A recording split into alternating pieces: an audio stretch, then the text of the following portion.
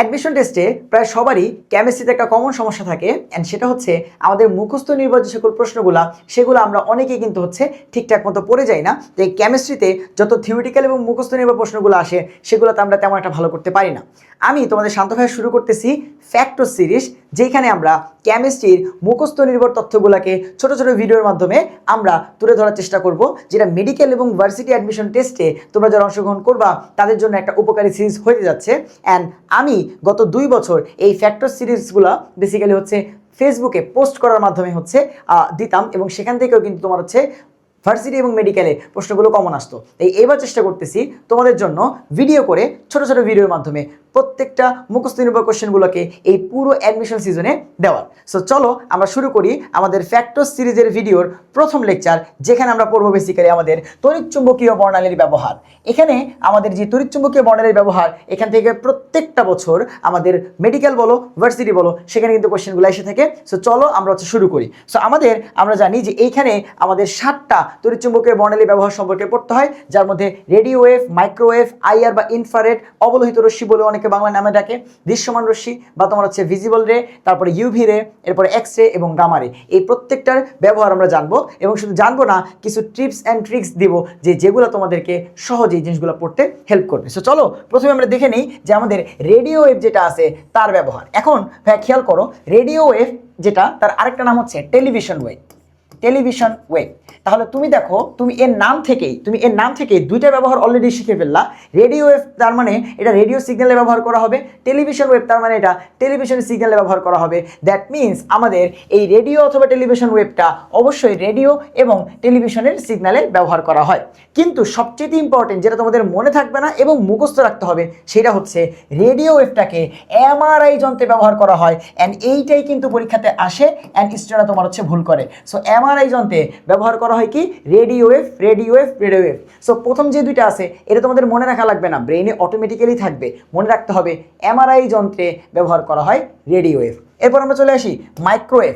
ভাইয়া নাম থেকেই বুঝতে পারতেছো যে আমাদের মাইক্রোওয়েভটার সাথে যদি আমি একটা ছোট্ট করে এন যুক্ত করে দিই তাহলে হয়ে যাবে মাইক্রো ওভেন। তার মানে মাইক্রো ওভেনে রান্নার কাজে আমরা অবশ্যই কি ব্যবহার করি, মাইক্রোওয়েভ। এইটা কারো মুখস্থ রাখা লাগবে না, কিন্তু যেটা মনে রাখা লাগবে যে ভাইয়া মোবাইল এবং ওয়াইফাই তোমার সিগন্যালে কি ব্যবহার করা হয়, এই মাইক্রোওয়েভ ব্যবহার করা হয়। সো দেখো প্রত্যেকটার এমন একটা ব্যবহার আছে যেটা তুমি অলরেডি তার নাম থেকেই বলতে পারবা। সো মাইক্রোওয়েভ ব্যবহার করা হয় মাইক্রো ওভেন এবং মোবাইল এবং ওয়াইফাইয়ের সিগন্যালে। পরবর্তীতে চলে আসো ভাইয়া আইআর বা অবলোহিত রশ্মি।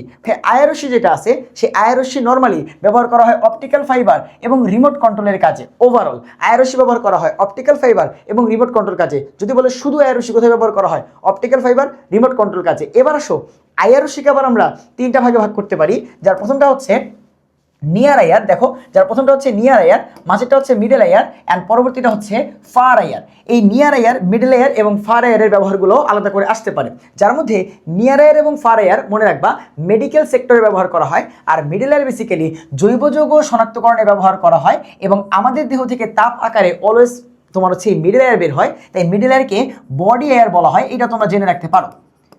আর ফার আইআর এবং নিয়ার আইআর হচ্ছে বেসিক্যালি মেডিকেল সেক্টরে ইউজ করা হয়। তুমি দেখো আমাদের মাথার খুলির রোগ কিংবা আমাদের মাথার খুলির কার্যপদ্ধতি এগুলো বের করা হয় বেসিক্যালি নিয়ার আইআর ব্যবহার করে, এবং আমাদের বিখ্যাত ফিজিওথেরাপি, এছাড়া ফ্রোজেন শোল্ডার রোগের চিকিৎসা, ফ্রোজেন শোল্ডার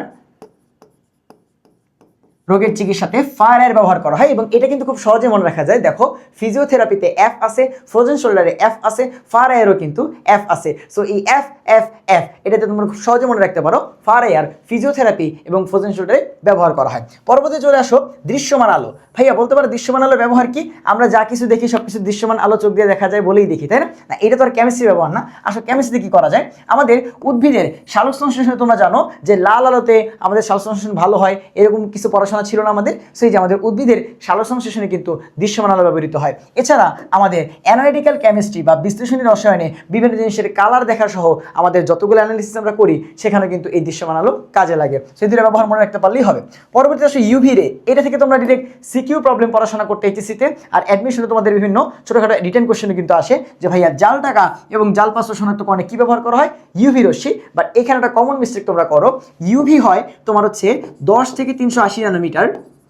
তো তোমাদের যখন বলা হয় জাল টাকা এবং জাল পাসপোর্টে কত ইউভি লাগে, তোমরা ইউভির রেঞ্জটা দিয়ে দাও। না, ইউভির রেঞ্জ লাগে জাল টাকা এবং জাল পাসপোর্টে 230 থেকে 375। অ্যান্ড এইটাও কিন্তু মেডিকেল বলো ভার্সিটি বলো সব জায়গা থেকে তোমার হচ্ছে অলরেডি আসা একটা কোশ্চেন যে জাল টাকা এবং জাল পাসপোর্টে কত ইউভি ব্যবহার করা হয়, 230 থেকে 375, 230 থেকে 375, 230 থেকে 375, ঠিক আছে। অ্যান্ড এরপরে চলে আসে আমরা এক্স রে ব্যবহার কারো কি মনে রাখার কোনো দরকার আছে? ভাই তুমি বাচ্চাকাল থেকে একবার না একবার হলো এক্স রে করছো, কিংবা তোমার প্যারেন্টসকে করতে দেখছো, কাউকে না কাউকে তুমি এক্স রে করতে দেখছোই। এক্স রে কি করে?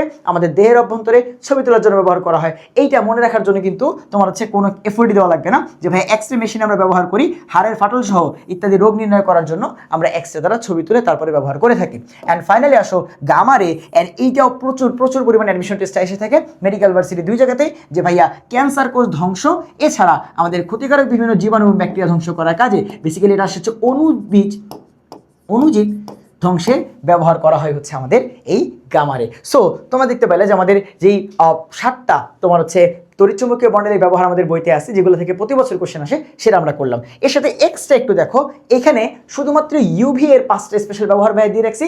এগুলা তোমার জাহাঙ্গীরনগরের কথা বলো, জাহাঙ্গীরনগর ডি ইউনিট, এছাড়া চিটাগাং ইউনিভার্সিটি, ঢাকা ইউনিভার্সিটি তো মাঝে মধ্যে আসতে দেখা গেছে, এছাড়া মেডিকেলও কিন্তু আসতে দেখা যায় যে ভাই এই 5টা। এবং গত বছর এখান থেকে মেডিকেল একটা কোশ্চেন আসছিল, বলবো শেষে। আসো এখানে দেখো যে ভাইয়া প্রথমত আমাদের জীবাণু নাশ করার কাজে কত 240 থেকে 280, অ্যান্ড এটাই গত বছর মেডিকেল আসা কোশ্চেন যে জীবাণু নাশ করার কাজে কত ইউভি ব্যবহার করা হয়, 240 থেকে 280 ন্যানোমিটার। পরবর্তী কোশ্চেন, ড্রাগ শনাক্তকরণের জন্য কত ব্যবহার করা হয়, 200 থেকে 400 ন্যানোমিটার। পরবর্তীতে সেল এর আমাদের কোষের মেডিকেল ইমেজিং করার কাজে কত ব্যবহার করা হয় ভাইয়া, 280 থেকে 400।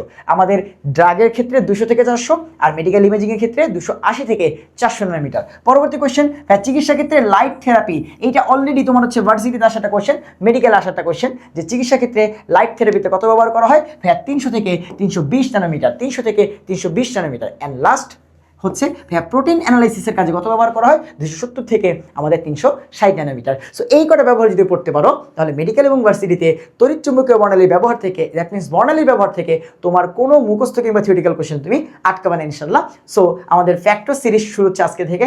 কেমন লাগলো তোমাদের এই ভিডিওটা? অ্যান্ড এই সিরিজ চলবে তোমাদের এই পুরো অ্যাডমিশন সিজন। সো তোমাদের নেক্সট ভিডিও কোন টপিকে লাগবে সেটা ভাইকে জানাতে পারো। অ্যান্ড দেখা হচ্ছে ইনশাল্লাহ প্রতিদিন সন্ধ্যা 7টায় batters of biology Facebook page, ভাইয়া মেহেদী হাসান শান্ত ইউটিউব চ্যানেল সহ তোমার হচ্ছে আমাদের ব্যাটার্স অফ বায়োলজি ফেসবুক গ্রুপে। সবাইকে আল্লাহ হাফেজ, দেখা হচ্ছে আগামীকাল।